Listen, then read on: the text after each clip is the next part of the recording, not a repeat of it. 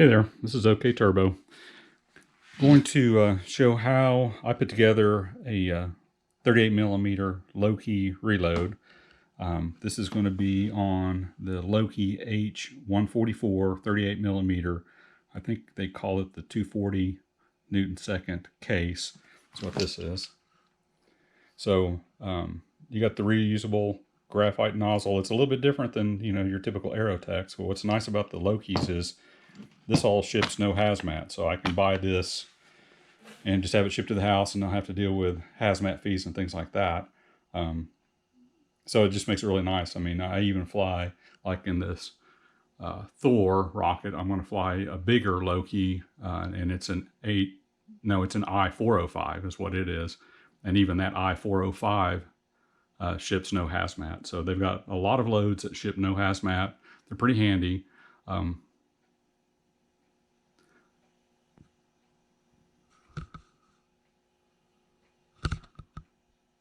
Screen just went off of my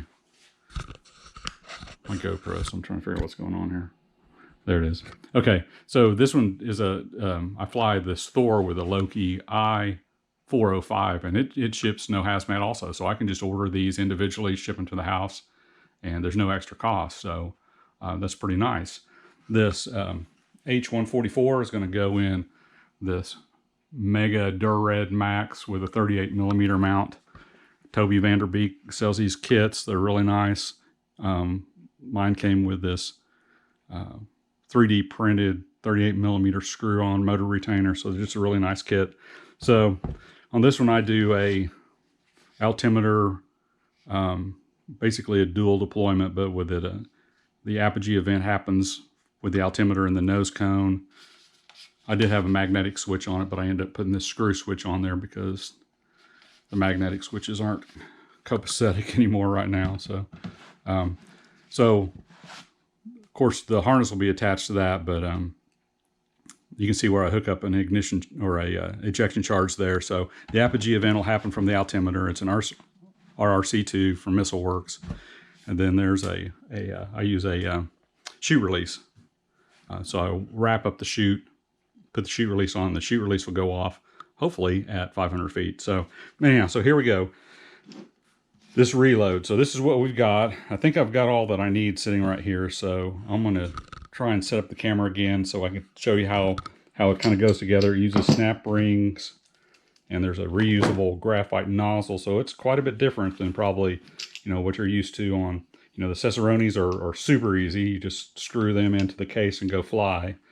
And then Aerotex are a little bit in between. You get to throw everything away and reuse like the nozzles and stuff like that. So this is a little bit different, but they're cheaper. I mean, and they're really not that hard to put together. So let me get reset up here, and I'll show you how the motor comes apart.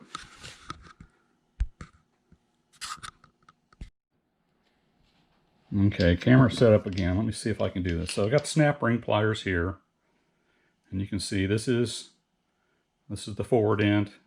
That's the aft end. There's a little spiral snap ring that goes in. That's your basically where the motor goes up against the motor tube. That's where your thrust takes place. So to take this apart, this is how I do it. Get your snap ring pliers in there, squeeze, and then just carefully squeeze it. Try and get it loose, and like that. I mean, sometimes it doesn't come out that easy, but there you go. So that's out. So now there's a little washer there. There's the nozzle. Now it's going to be hard to get that out until we get the other end out. So take out the ejection end. And when I store this, I clean it up, and then I put a little bit of grease on them just to kind of keep them in better shape. But same way here, squeeze it carefully, then kind of pull it out. Both of those came out pretty easy, so I got lucky. Now there's O-rings on these, so let me see how good I am here with this. It's been sitting for a few months. Okay, it's coming now. Kind of stuck a little bit there, but there's this O-ring, so you have to kind of get the O-ring. There you go, and you'll get new O-rings with the reloads. So usually what I try and do is find like I have a piece of PVC pipe or something that I normally use, but here this ruler is handy. So push down inside of that, and not too hard because it's graphite, but there's an O-ring there too. So you want to be, maybe that's not the best thing to use. Hang on a second. Okay, I had to reach into my flight box for my highly technical PVC pusher here. This is what I keep in my flight box, so that when you're done flying, you can basically shove all the stuff out of it. So let's see how this nozzle comes out now. So I'm kind of pushing against my hip here where you can't see, but I'm trying to hang on to that graphite, and there it comes right out. So there you go, no big deal. So that's the graphite nozzle, and it's reusable. And I already can tell I forgot my little pick. I need a little screwdriver pick to basically get these O-rings out. So that's what that looks like. That's where your delay grain goes. Okay, I'm back. Had to go find my delay drilling tool. Got a little baggie with a couple of them. There's Aerotech. There's a Cicerone. Actually, this one says that it's been relabeled for the Loki, so I had this one. This is Pro 38. Let me get this one out. I got the wrong one even. Even after I got the bag, I got the wrong one. So let's see here. Really what you're doing here with the delay grain is, you know, the propellant burns at a certain rate. It changes a little bit under pressure, so it burns faster under pressure, but then when the motor's burned out, delay element keeps burning. So if we look at our instructions, this is the way it goes. H144 takes a number 16 nozzle. We'll check that. They're usually scratched on here. Yep, that's a number 16 nozzle. So we'll go right nozzle. So here are your delay times. They label them as XS, extra short, short, medium, long, and extra long. So extra long, so this full delay grain will burn for 17 seconds. So if we wanted something shorter than that, you have to drill it first. And so what you do is you have this tool that's been calibrated here. So if you look at it, it has different settings. So there's extra short. So if I drill this drill bit goes in there. Of course, you can see it's longer than if I want the long delay. Then it's very short, so it just drills a small hole. So that way there's more in there to burn longer. So you're basically just drilling a hole so that the center section will be a little bit shorter. There'll be like a hole in it as it burns through. There it goes. Then when it gets to the top, the powder's here. Once it burns through that hole, it'll ignite the powder for your ejection charge. So I'm gonna have to pull out my book here and figure out, okay, I'm using an altimeter on the at apogee, so it'll get the right apogee event. And so the motor ejection charge is really just kind of a backup in case something happens there and that doesn't, you know, nose cone doesn't shoot off of this red max, that the motor will still have an ejection charge, and that'll be, you know, one last chance for the chute to come out. So let me get my notebook. I've got a notebook where I write these things down, where I've done my simulations, and see what it simulates to with an H144, and then give it a little bit longer because I don't want the motor going off before the altimeter. So let me find my notebook. Okay, here's OK Turbo's official notebook. It's kind of a mess, but this is where I write down things. I run simulations, so I know this Loki I-45 for my big Thor over here. Wow, that's going to be cool. This is the simulation on it. So it's simulated, and I use RockSim. So BSD Thor, Loki I-405, saying it's a 10-second delay that it'll give you, you know, and 2,000 feet. So it's saying that's going to go up to 2,000 feet approximately. So you can see, you run through the simulation. It's pretty nice. But it'll give you, using a delay time of 13 seconds. Well, it says somewhere on here, optimal delay. Okay, optimal delay, 9.7 seconds. So, I mean, we're not that exact. So we'll say 10 seconds. So that's where it should hit apogee, between 9.5, 10 seconds. So the altimeter will fire off its charge. Now, if that doesn't happen, I want something to happen sometimes after that. So, well, that was never mind. That was for the Loki. Okay, let's look at it for the Max Road Max. Okay. Optimal ejection delay, 8.9 seconds, so 9 seconds. So what I've written down here for the Maxi Red Max, Loki H144, 9-second delay. Sims to about 1,800 feet. Also had it on an I-180, but really the altitude's about the same.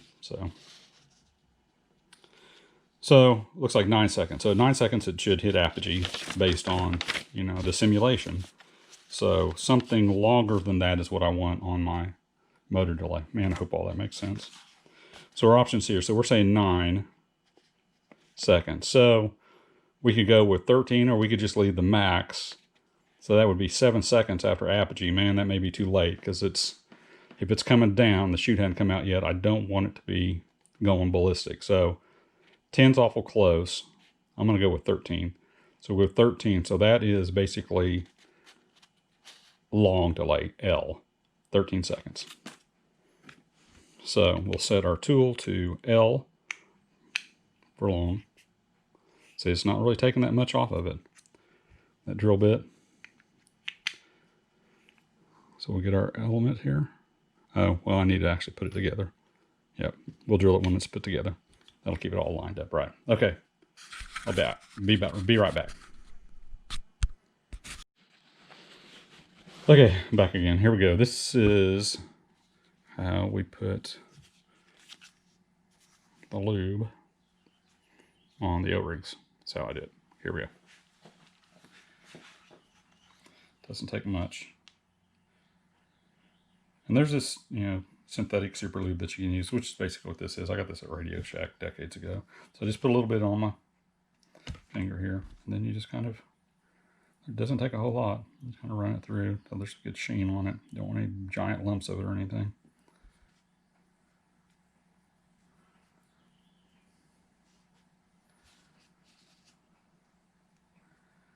These all go on the delay.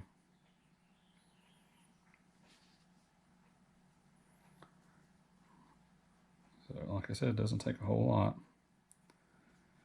Kind of get them going like that. So these I kind of line up, and I'll show you why here in a second. Wipe some of the excess off. Just like the lightest amount.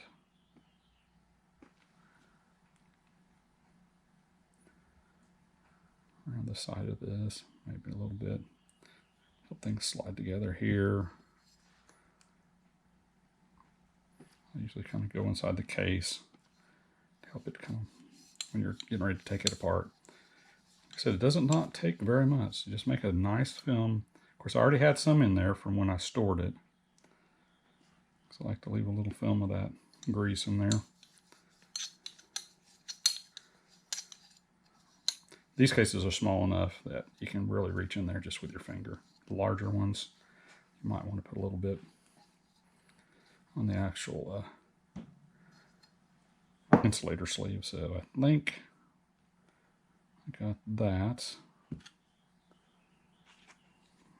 Before I wipe my hands off here. I think we're done with that. Okay. So here you go. With this, there's your delay element. Make sure this video is going. Yeah, we're still recording. So the easiest way I found to do this is you just set it down on top of them. Just kind of punch them on. Like that. Get about half of them that way. I don't know. I haven't really had too much luck getting all 6 of them on this way. Let's see how well I do. And I might be able to get it.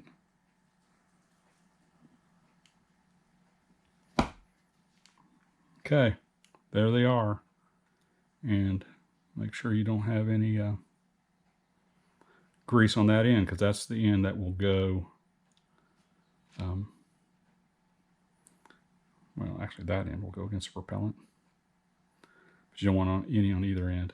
That's against the propellant. That'll be against the black powder. That's your touch hole basically for the black powder for your ejection charge. So then this all goes inside here.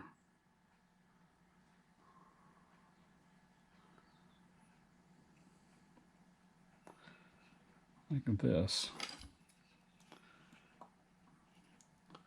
I usually try and make sure that this, because you want this O-ring down inside. Make sure it's all fully seated as much as you can.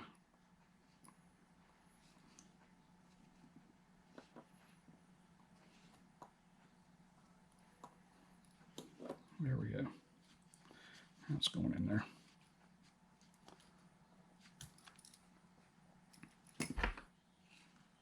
Better use the back end of this because it's smoother than that screwdriver.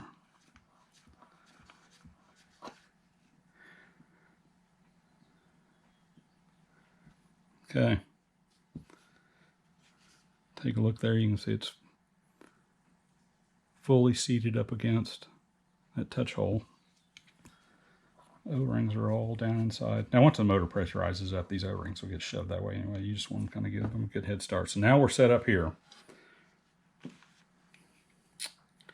17 seconds.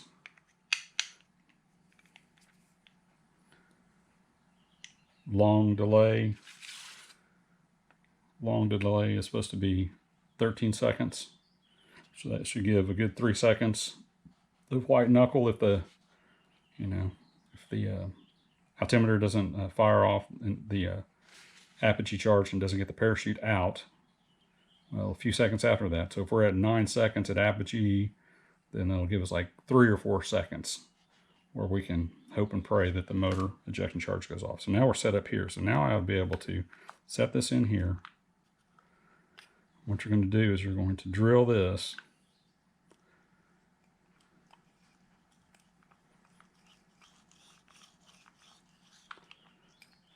Kind of see it's starting to get it. I'm ready.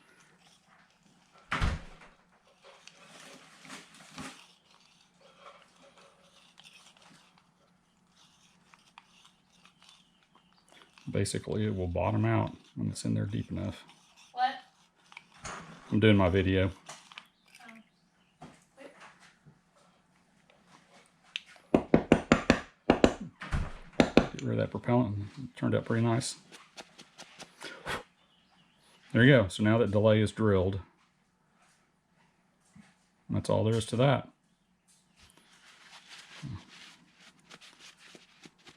Brush off that extra propellant. Okay, so I'm going to take a break to go car shopping for my youngest daughter. Looking at used cars, yippee. Okay, we'll continue this later.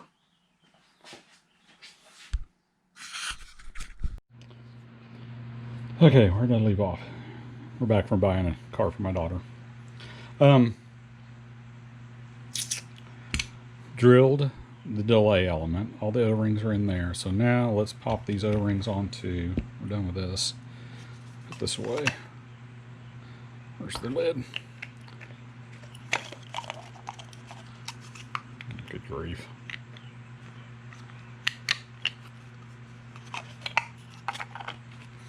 Okay, now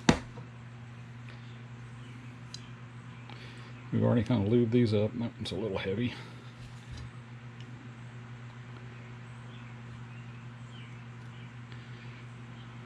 There we go. One O-ring on. No biggie.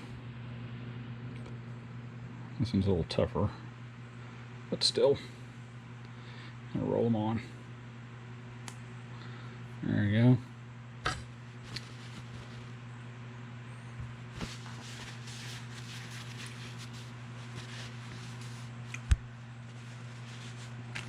Okay, now we get to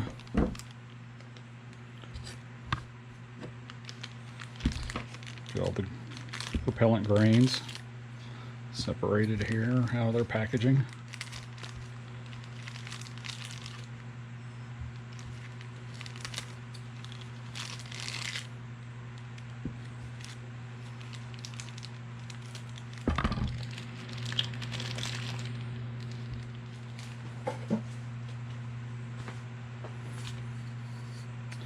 Just to kind of show you, this just fits. See how that just fits right into that?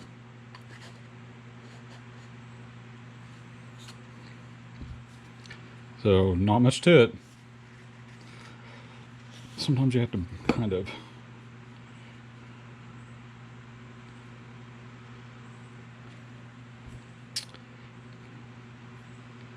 get this fit in there a little better.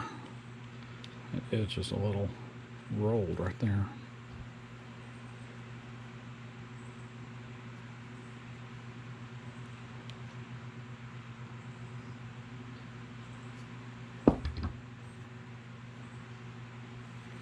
Well, it's not very clean cuts there, is that? There on those.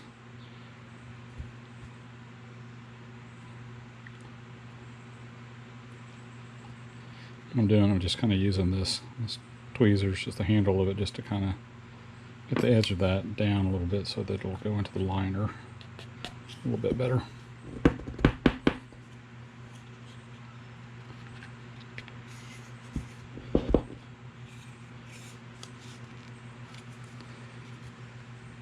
Well, that's already too hard to push. What's the deal?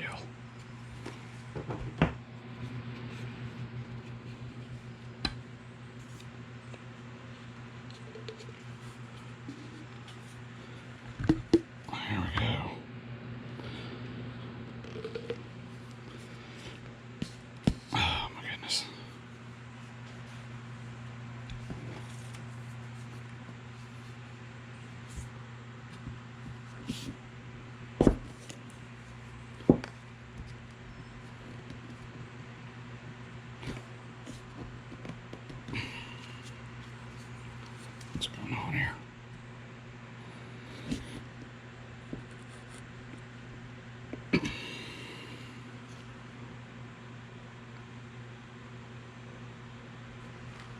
Well, all the way in, so I don't know if you can see that or not, but that's it. Wish I could get that one shoved in a little bit better.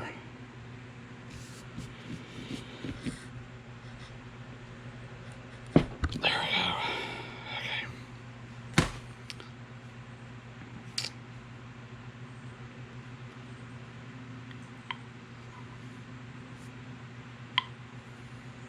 So there we go there. So I already kind of greased the inside of the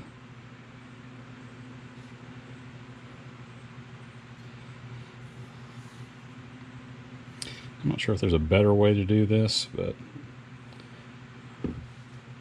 this is what I want to do. Get the nozzle in first.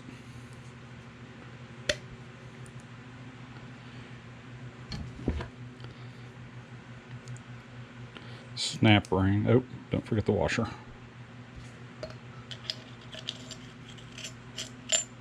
Washer.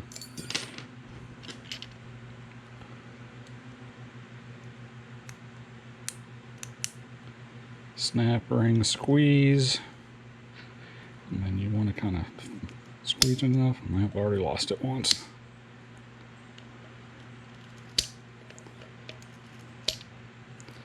Yeah, here we go. Here we go again.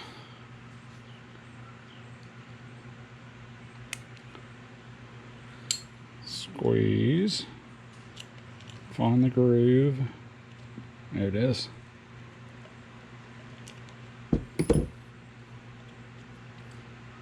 So, not too bad. Can get the hang of it. So let's figure out this here. There the liner's all the way in. And we get the forward end.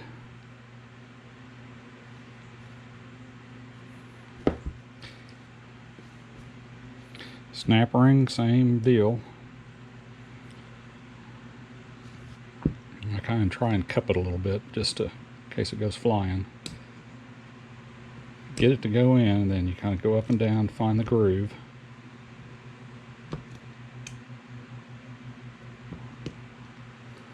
Then when you let go, kind of make sure it's seated.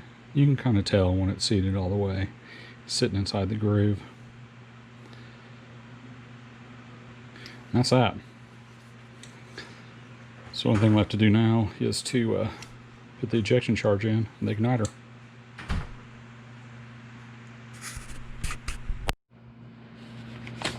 Okay, so we got the H144 all put together.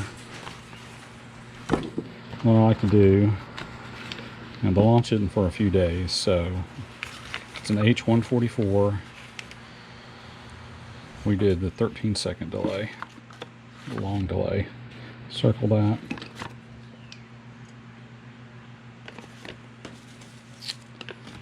Then I just kind of wrap it up like this.